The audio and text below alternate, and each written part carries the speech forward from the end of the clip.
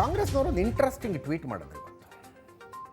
ರಾಹುಲ್ ಗಾಂಧಿಯವರು ರಸ್ತೆಯ ಮೇಲೆ ಕುಳಿತ ಫೋಟೋ ಇಟ್ಕೊಂಡು ಹಿಂದೆ ಇಂದಿರಾ ಗಾಂಧಿಯವರು ಇದೇ ರೀತಿ ಕುಳಿತುಕೊಂಡಿದ್ರು.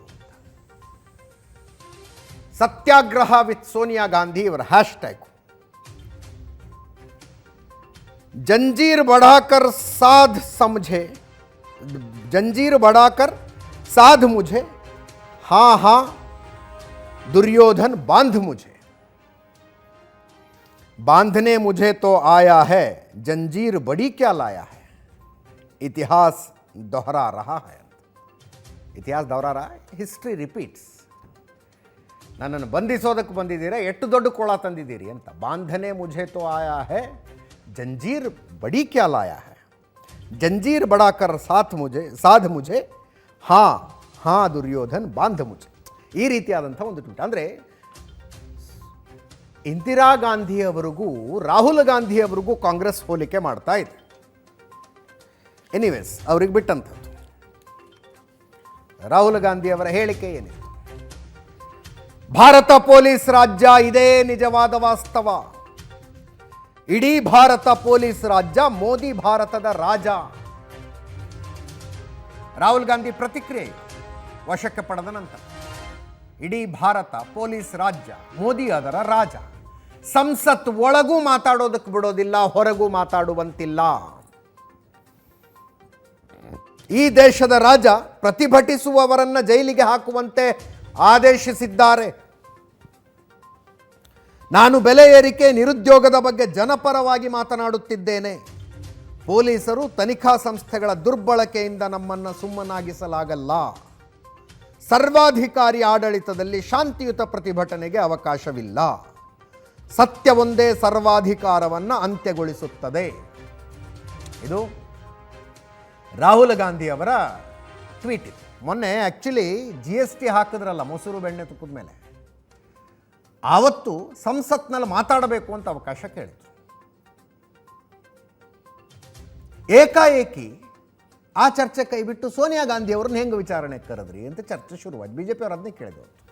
ಅರೆ, ಬೆಲೆ ಏರಿಕೆ ಬಗ್ಗೆ ಮಾತಾಡ್ತೀವಿ ಅಂದ್ರಿ, ಬನ್ನಿ ಮಾತಾಡೋಣ, ಚರ್ಚೆ ಮಾಡೋಣ. GST ಹಾಕಿದ್ರ ಬಗ್ಗೆ ಮಾತಾಡ್ತೀವಿ ಅಂದ್ರಿ, ಬನ್ನಿ ಮಾತಾಡೋಣ, ಚರ್ಚೆ ಮಾಡೋಣ. ಸಂಸತ್ನ ಬಾವಿಗಿಳಿದು ಪ್ರತಿಭಟನೆ ಮಾಡಿದ್ದು ಯಾವುದಕ್ಕಾಗಿ ಅಂದರೆ ಸೋನಿಯಾ ಗಾಂಧಿ ಅವರನ್ನು ಯಾಕೆ ವಿಚಾರಣೆ ಕರೆದ್ರಿ ಅಂತ. ಪ್ರತಿಭಟಿಸುವುದು ಹಕ್ಕು, ಕಾಂಗ್ರೆಸ್ ಪಕ್ಷಕ್ಕೆ ಆ ಹಕ್ಕಿದೆ. ಆದರೆ ಫೈನಲಿ ಕೇಸ್ನಲ್ಲಿ ಮೆರಿಟ್ ಇದೆಯೋ ಇಲ್ಲೋ ಅನ್ನೋ ಪ್ರಶ್ನೆ ಬರುತ್ತೆ. ನ್ಯಾಷನಲ್ ಹೆರಾಲ್ಡ್ ಅನ್ನೋ ಪತ್ರಿಕೆ ಜವಾಹರ್ಲಾಲ್ ನೆಹರು ಅವರ ನೇತೃತ್ವದಲ್ಲಿ 1937ನಲ್ಲಿ ಶುರುವಾಯಿತು. 5,000 ಜನ ಸ್ವಾತಂತ್ರ್ಯ ಯೋಧರು ತಾವು ಕಷ್ಟಪಟ್ಟು ದುಡಿದು ಗಳಿಸಿ ಉಳಿಸಿದ ದುಡ್ಡನ್ನು ಅದಕ್ಕೆ ಹಾಕಿದ್ರು. ಪತ್ರಿಕೆ ಶುರುವಾಗಿ 10 ವರ್ಷದ ನಂತರ ಸ್ವಾತಂತ್ರ್ಯ ಬಂತು. ಸ್ವಾತಂತ್ರ್ಯ ಹೋರಾಟಕ್ಕಾಗಿ ಶುರುವಾದ ಪತ್ರಿಕೆ ಸ್ವಾತಂತ್ರ್ಯ ನಂತರ ಕಾಂಗ್ರೆಸ್ನ ಮೌತ್ ಪೀಸ್ ಆಯಿತು, ಮುಖವಾಣಿ ಆಯಿತು. ಆ ನಂತರ ಬಂದ ಕಾಂಗ್ರೆಸ್ ಸರ್ಕಾರಗಳು ತಮ್ಮದೇ ಪಕ್ಷದ ಮುಖವಾಣಿಗೆ ಪ್ರೈಮ್ ಲೊಕ್ಯಾಲಿಟಿಗಳಲ್ಲಿ ದೊಡ್ಡ ದೊಡ್ಡ ಜಾಗಗಳನ್ನು ಕೊಟ್ಟು, ದಿಲ್ಲಿ, ಮುಂಬೈ, ಕೋಲ್ಕತ್ತಾ, ಒಳ್ಳೊಳ್ಳೆ ಜಾಗಗಳು ಕೊಟ್ಟುವಂಗೆ ಸರ್ಕಾರಗಳು ಕವಡೆ ಕಾಸಿಗೆ. ಆಮೇಲೆ ಪತ್ರಿಕೆಯ ಸರ್ಕ್ಯುಲೇಷನ್ ಇಳಿತಾ ಬಂತು, ಜಾಗದ ವ್ಯಾಲ್ಯೂ ಜಾಸ್ತಿ ಆಗ್ತಾ ಹೋಯ್ತು. ಒನ್ ಫೈನ್ ಡೇ ಪತ್ರಿಕೆ ನಿಂತು ಹೋಯ್ತು, ಜಾಗ ಹಂಗೆ ಉಳಿತು.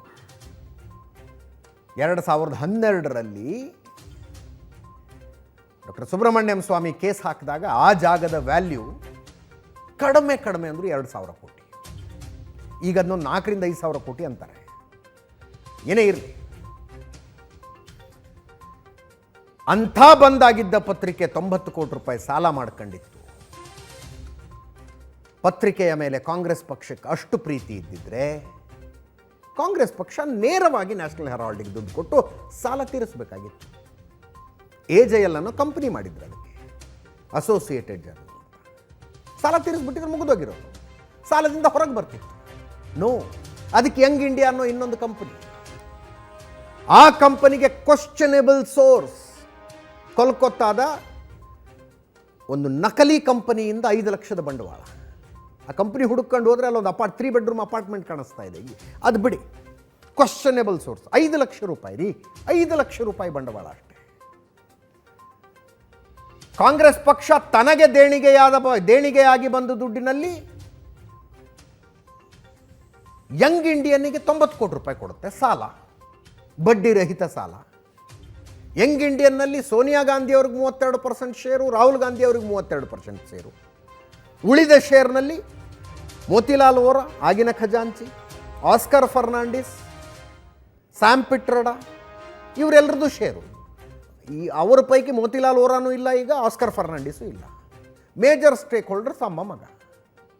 90 ಕೋಟಿ ರೂಪಾಯಿ ಕಾಂಗ್ರೆಸ್ನಿಂದ ತಗೊಂಡು ಅಸೋಸಿಯೇಟೆಡ್ ಜರ್ನಲ್ನ ಸಾಲ ತೀರಿಸ್ತಾರೆ.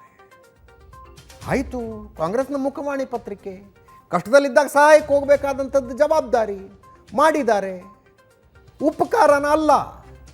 90 ಕೋಟಿ ರೂಪಾಯಿಗೆ ಬದಲಾಗಿ ನ್ಯಾಷನಲ್ ಹೆರಾಲ್ಡ್ನ ಅಷ್ಟು ಆಸ್ತಿ ಯಂಗ್ ಇಂಡಿಯನ್ ಕಂಪನಿಗಂತೆ ತಗೊಂಬಿಟ್ರೆ ಹಂಗೆ. 1937ನಲ್ಲಿ 5,000 ಜನ ಸ್ವಾತಂತ್ರ್ಯ ಹೋರಾಟಗಾರರು ದುಡ್ಡು ಹಾಕಿರ್ತಾರೆ. ಅವರೆಲ್ಲರೂ ಷೇರುದಾರರು. ಅವರ ಪೈಕಿ 1050 ಜನ ಈಗಲೂ ಬದುಕಿದ್ದಾರೆ. ಅವರನ್ನು ಒಂದು ಮಾತು ಕೇಳಲಿಲ್ಲ. AJLಗೆ ಒಂದು ಬೋರ್ಡ್ ಇದೆ, ಬೋರ್ಡ್ನಲ್ಲಿ ರೆಸೊಲ್ಯೂಷನ್ ಪಾಸ್ ಆಗಬೇಕು. ಒಂದು ಕಂಪನಿಗೂ ಒಬ್ಬರಿಂದ ಇನ್ನೊಬ್ಬರಿಗೆ ಹಸ್ತಾಂತರ ಆಗಬೇಕಿದ್ರೆ ಬೋರ್ಡ್ನಲ್ಲಿ ರೆಸೊಲ್ಯೂಷನ್ ಪಾಸ್ ಆಗಬೇಕಲ್ಲ, ಆಗಲಿಲ್ಲ. ಆ ಬೋರ್ಡ್ ಮೆಂಬರ್ಗಳನ್ನು ಸಪ್ರೇಟ್ ಕೇಸ್ ಹಾಕಿದ್ದಾರೆ. ಈಗ ಅದರಲ್ಲಿ ಘಟಾನುಘಟಿಗಳಿದ್ದಾರೆ, ಬಹಳ ದೊಡ್ಡವರು ಇದ್ದಾರೆ. ಅದರಲ್ಲಿ ಅವರೊಂದು ಕೇಸ್ ಸಪ್ರೇಟಾಗಿ ಹಾಕಿದ್ದಾರೆ. ಈ ಪ್ರತಿಭಟನೆ ಇದೆ, ಘೋಷಣೆ ಕೂಗ್ತಾರೆ, ಪೊಲೀಸ್ ರಾಜ್ಯ ಇದು, ಪ್ರತಿಭಟಿಸುವವ್ರನ್ನ ಬಂದು ಇದೆಲ್ಲವೂ okay. But merit of the ಕೇಸನ್ನು ನೋಡಬೇಕಾಗತ್ತೆ. ಮೆರಿಟ್ ಆಫ್ ದ ಕೇಸ್ ನೋಡಬೇಕು. ನನಗೆ ಪ್ರಿಯಾಂಕಾ ಖರ್ಗೆ ಅವರು ಮಾತಾಡಿದ್ದು ಆಶ್ಚರ್ಯ ಆಯಿತು. ಇಲ್ಲೆಲ್ಲೋ ಇದೆ ಅವರು ಮಾತಾಡಿದ್ದು. ಪ್ರಿಯಾಂಕಾ ಖರ್ಗೆ 8 ವರ್ಷಗಳಿಂದ ತನಿಖೆ ನಡೆಸ್ತಾ ಇದ್ದಾರೆ. ಏನು ಸಿಕ್ಕಿದೆ? ಈಶ್ವರಪ್ಪ ಮನೆಯಲ್ಲಿ ಹಣ ಎಣಿಸೋ ಮಷಿನ್ ಸಿಕ್ತು. ಈಶ್ವರಪ್ಪ ವಿರುದ್ಧ ಏನು ಕ್ರಮ ಕೈಗೊಂಡ್ರಿ? 1 ರೂಪಾಯಿ ಅಕ್ರಮವಾಗಿಲ್ಲ ಅಂದರೆ ವಿಚಾರಣೆ ಯಾಕೆ? ವಿರೋಧ ಪಕ್ಷಗಳನ್ನು ಮುಗಿಸೋದಕ್ಕೆ ಬಿಜೆಪಿ ದ್ವೇಷದ ರಾಜಕಾರಣ ಮಾಡ್ತಾ ಇದೆ. ಪ್ರಿಯಾಂಕಾ ಖರ್ಗೆ ಅವರು ಹೇಳಿದ್ದು ನೋಡಿ, ಪಾಪ ಇಡೀ ಕೇಸ್ನಲ್ಲಿ ಮಲ್ಲಿಕಾರ್ಜುನ್ ಖರ್ಗೆ ಅವ್ರ ಬಗ್ಗೆ ಬೇಜಾರಾಗುತ್ತೆ. ತಿಂದಿದ್ದಲ್ಲ ಉಂಡಿದ್ದಲ್ಲ ಅಂತೇನೋ ಗಾದೆ ಇದೆ ನಮ್ಮ ಕಡೆ ಒಂದು, ಹಂಗಾಗಿದ್ದವ್ರು ಪಾಪ. ಮೊದಲಿಂದನೂ ಯಂಗ್ ಇಂಡಿಯಾಗೂ ಇವ್ರಿಗೂ ಸಂಬಂಧನೇ ಇರಲಿಲ್ಲ. ಯಂಗ್ ಇಂಡಿಯನ್ಗೂ ಮಲ್ಲಿಕಾರ್ಜುನ್ ಖರ್ಗೆ ಅವ್ರಿಗೂ ಸಂಬಂಧನೇ ಇರಲಿಲ್ಲ. ಕಾಂಗ್ರೆಸ್ನ ಖಜಾಂಚಿ ಆಗಿದ್ದ, ಟ್ರೆಷರರ್ ಆಗಿದ್ದ ಮೋತಿಲಾಲ್ ವೋರಾ ತೀರ್ಕೊಂಡ್ರು. ಆಸ್ಕರ್ ಫರ್ನಾಂಡಿಸ್ ತೀರ್ಕೊಂಡ್ರು. ಅವರ ಜಾಗಕ್ಕೆ ಬೋರ್ಡಿಗೆ ಬಂದಂಥವರು ಮಲ್ಲಿಕಾರ್ಜುನ್ ಖರ್ಗೆ. ಕೇಸ್ ಆಗಿದ್ದು ಯಾವಾಗ? 2012ರಲ್ಲಿ ಡಾಕ್ಟರ್ ಸುಬ್ರಹ್ಮಣ್ಯಂ ಸ್ವಾಮಿ ಕೇಸ್ ಮಾಡಿದ್ದಿದ್ದನ್ನು. ಕೇಸ್ ಆದಮೇಲೆ ಮೋತಿಲಾಲ್ ವೋರಾನು ತೀರ್ಕೊಂಡ್ರು, ಆಸ್ಕರ್ ಫರ್ನಾಂಡಿಸು ತೀರ್ಕೊಂಡ್ರು. ಆಮೇಲೆ ಮಲ್ಲಿಕಾರ್ಜುನ್ ಖರ್ಗೆ ಬಂದರು. ಇವ್ರದ್ದೆಂಥ ಪರಿಸ್ಥಿತಿ ರೀ? ಕೇಸ್ ಆದಮೇಲೆ ಕಂಪ್ನಿ ಒಳಗೆ ತಗೊಂಡ್ರು ಇವ್ರನ್ನ ಅಂದರೆ ಅನ್ಯಾಯ ಅಲ್ವಾ? ಮಲ್ಲಿಕಾರ್ಜುನ್ ಖರ್ಗೆ ಅವ್ರಿಗಾಗಿದ್ದು ಕೇಸ್ ಆದಮೇಲೆ ಕಂಪ್ನಿ ಒಳಗೆ ತಗೊಂಡಿದ್ದು. ಈ AJLನ ಅಷ್ಟು ವ್ಯವಹಾರ, ಯಂಗ್ ಇಂಡಿಯನ್ನ ಅಷ್ಟು ವ್ಯವಹಾರದ ಬಗ್ಗೆ ಡಾಕ್ಟರ್ ಸುಬ್ರಹ್ಮಣ್ಯಂ ಸ್ವಾಮಿ ಕಂಪ್ಲೇಂಟ್ ಮಾಡಿದ ಮೇಲೆ ಮಲ್ಲಿಕಾರ್ಜುನ್ ಖರ್ಗೆ ಅವ್ರನ್ನ ಒಳಗೆ ತಗೊಂಡ್ರು ಅಂತಂದರೆ ಏನು ಉದ್ದೇಶ ಇದರದು? ಅಂಥ ಮಲ್ಲಿಕಾರ್ಜುನ ಖರ್ಗೆ ಇಡಿ ವಿಚಾರಣೆಗೆ ಹೋದರೆ ಒಂದು ಪ್ರತಿಭಟನೆ ಒತ್ತಟ್ಟಿಗಿರಲಿ, ಒಂದು ಹೇಳಿಕೆನೂ ಇಲ್ಲ ಖಂಡಿಸಿ. ಸೋನಿಯಾ ಗಾಂಧಿ, ರಾಹುಲ್ ಗಾಂಧಿ ಇಡಿಗೆ ವಿಚಾರಣೆಗೆ ಹೋಗ್ತಾರಂದ್ರೆ ಇಷ್ಟು ದೊಡ್ಡ ಪ್ರತಿಭಟನೆ ಆಗುತ್ತೆ.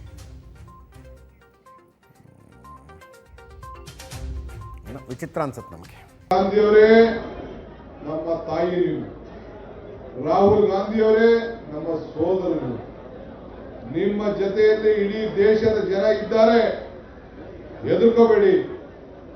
ಇವತ್ತು ಈ ಒಳ್ಳೆ ಕಾಲ ಬರ್ತದೆ ಅಂತ ಧೈರ್ಯವಾಗಿ ಹೇಳಲಿಕ್ಕೆ ಇಂಥ ಮೌನ ಸತ್ಯಾಗ್ರಹವನ್ನು ನಾವು ಮಾಡ್ತಾ ಇದ್ದೀವಿ. ಅವ್ರು ಯಾರು ಏನಾದ್ರು ಮಾತಾಡಲಿ, ಏನೆಲ್ಲ ಈಗ ಹೇಳ್ತಾ ಇರಲ್ಲ ಹೆಸರು, ನಾವೆಲ್ಲ ಎಲ್ಲ ಮಾಡಬಾರ್ದು ಮಾಡ್ಕೊಂಡ್ಬಿಟ್ಟಿದೀವ, ಲಂಚಕ್ಕೆ ಹೊಂಟೋಗಿದ್ವೋ, ಇನ್ನೊಂದಕ್ಕೆ ಅದಕ್ಕೆ ಹೊಂಟೋಗಿದ್ವು. ರೆಡಿ. ಈಶ್ವರಪ್ಪ ಅವರಿಗೆ IT ED ನೋಟಿಸಲ್ಲಿ ಅವ್ರದ್ದು ಮನೆಯಲ್ಲಿ ಕೌಂಟಿಂಗ್ ಮಿಷಿನ್ ಸಿಕ್ಕಿತ್ತಲ್ಲ, ಅವಾಗೇನು ಕೊಟ್ಟಿದೆ, ಕೋರ್ಟಲ್ಲಿ ಏನು ಸಲಿಕೆ ಆಗಿದೆ, ಇದು ಬೇರೆ ರಾಷ್ಟ್ರಗಳಲ್ಲೂ ಕೂಡ ಇವ್ರದ್ದು ಬಂಡವಾಳ ಇರೋದ್ರಿಂದ ಇದನ್ನು IT ಕೊಡಬೇಕಾಯ್ತು, ಕೊಟ್ರಾ? ಯಾಕೆ ಕೊಟ್ಟಿಲ್ಲ? ಸೊ ಇದು ರಾಜಕೀಯವಾಗಿ ದುರುದ್ದೇಶದಿಂದ ಮಾಡ್ತಾ ಇರೋದು. ನಾವು ಎದುರಿಸಕ್ಕೆ ತಯಾರಿದ್ದೀವಿ. 2015ರಲ್ಲಿ ಕೇಸ್ ಕ್ಲೋಸ್ ಆಗಿತ್ತು. ಮತ್ತೆ ಅದನ್ನು ಓಪನ್ ಮಾಡಿ ರಾಹುಲ್ ಗಾಂಧಿ ಅವರಿಗೆ, ಸೋನಿಯಾ ಗಾಂಧಿ ಅವರಿಗೆ ಕಿರುಕುಳ ಕೊಡಬೇಕು, ಆ ವಿಚಾರವಾಗಿ ಮತ್ತೆ ಎನ್ಕ್ವೈರಿ ಮಾಡ್ತಾರೆ. ಯಾವುದೇ ಕೇಸ್ ಇಲ್ಲ, ಯಾವುದೇ ಮನಿ ಇಲ್ಲ, ಯಾವುದೇ ಲಾಂಡ್ರಿಂಗ್ ಇಲ್ಲ.